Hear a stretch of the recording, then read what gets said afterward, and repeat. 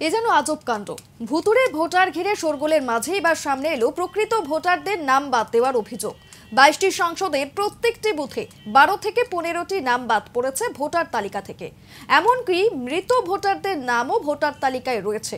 চম্পাহাটির বাসিন্দাদের প্রশ্ন, স্থায়ীভাবে দীর্ঘদিন বাস করার পরেও কেন এই অনিশ্চয়তা? ভোটার তালিকা থেকে বাদ প্রকৃত ভোটার। বিধানসভা নির্বাচনের আগে প্রকাশিত হয়েছে 2025-এর সংশোধিত ভোটার তালিকা। সেই সংশোধিত ভোটার তালিকায় বড়সড় গরমিল প্রকাশ্যে আসতেই রাজ্য জুড়ে তোলপাড়। চম্পাহাটির ভোটার তালিকায় দেখা যায় বহু উত্তরবঙ্গের ভোটারদের নাম রয়েছে। কারোর বাড়ি মালদা, কারোর শিলিগুড়িতে, আবার কেউ মুর্শিদাবাদে থাকলেও চম্পাহাটির ভোটার তালিকায় অজান্তেই চলে আসেন। তৃণমূল কংগ্রেস এই ঘটনাকে হাতিয়ার করে ময়দানে নামে। তৃণমূল নেতৃত্বের তো 26-এর বিধানসভা ভোটের আগে বিজেপি ষড়যন্ত্র করে বাংলার ভোটার তালিকায় বহিরাগতদের নাম ঢোকাচ্ছে।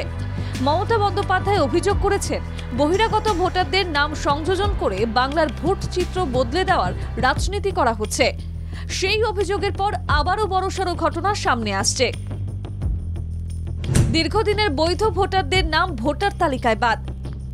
চম্পাহাটির 22টি সংসদের প্রতি বুথে 12 থেকে 25টি নাম বাদ। মৃত ভোটারদের নাম থাকলেও নাম নেই প্রকৃত ভোটারদের। ভোটার তালিকায় গরমিলের অভিযোগ ঘিরে বিতর্ক। নাগরিক অধিকার নিয়ে অনিশ্চয়তার মধ্যে থাকা মানুষেরা বড়সড় আশঙ্কায়। এবার বলে তোমার নাম নেই, তোমার অসুখ করেছিল, সেখান থেকে আর ভোট দাও না, আর নাম কেটে দিয়েছি। বাড়ির কাছে তো যেতে ইচ্ছে হয়, তা বলে নেই, তা কি হবে, নাম নেই কি হবে। বাচ্চারা দিয়ে যায় কাজের লিস্টগুলো। ভোট দিতে গেছিলেন? ভোট নেই, কাজের নাম ওঠেনিটা কি দেবো, দিয়ে গিয়েছিলাম, ফিরে চলে এসেছি, নাম ওঠেনি বলে। হ্যাঁ, সেটা কোনো ব্যবস্থা করলে দেবো।